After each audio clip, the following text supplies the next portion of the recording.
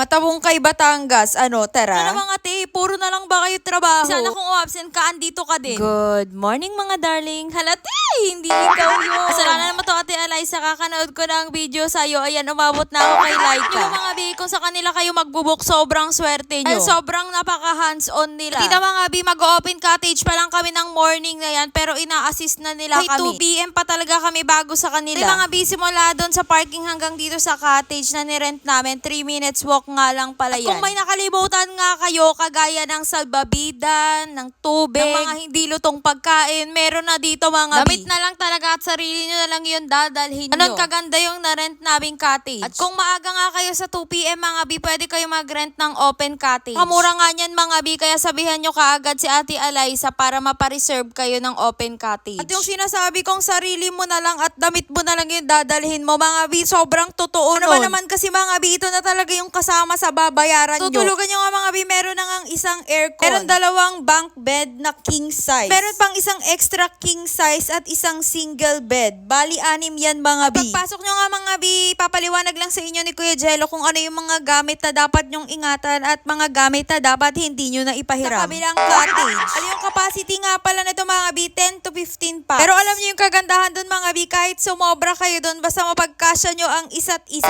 Sobrang bait ng may-ari at hindi niya na nga papabayaran yung mga extra packs. Kami nga mga bi, 20 packs kami at meron kaming 9 kids. Kasya nga kami dun mga bi dahil nga yung ibang mga tatay dun sila natulog sa labas. Dahil nga meron nga sa labas na table at bench mga bi at kasyang-kasya sila dun pag natulog sila. Lalo na yung mga nalasing. Meron ding extra blankets mga bi. Meron ding wall pan sa baba kung sakaling nagluluto kayo para hindi kayo mainitan. Pinakamaganda pa dyan mga bi, meron na kayong sariling private na CR. Aminin nyo, naranasan nyo rin makipagsiksikan sa public na CR. Pag nagsiswimming kayo at hirap na hirap talaga kayong magbihis. Mga bi, pwede kayo mag-volleyball dyan sa harap at tignan nyo naman kung gaano kaganda yan pag gabi na. Ito pa mga bi, kung nahihirapan kayo magdala ng gas, mga bi, meron na din sila. Kasama na nga yun sa binayaran nyo. Mag-add lang kayo ng 500 kung sakaling magluluto kayo ng baka. At meron na nga ring basic cooking utensils mga bi, hindi na kayo magdadala, lalo na yung kutsilyo. Hindi sila cooler mga bi, kung sakaling ang mag-iinuman kayo at kailangan nyo ilagay dun yung yelo nyo. Ano kung napasobra kayo ng dala mga bi at hindi na kasya sa fridge. Meron din nga silang griller mga bi, magdala na lang kayo ng sarili nyong uling. Ulit ko na nga kanina at meron din silang fridge mga bi, kasama talaga yun sa binayaran nyo, libre nyo yung magagamit. Ito pa ang pinakahihintay ng lahat.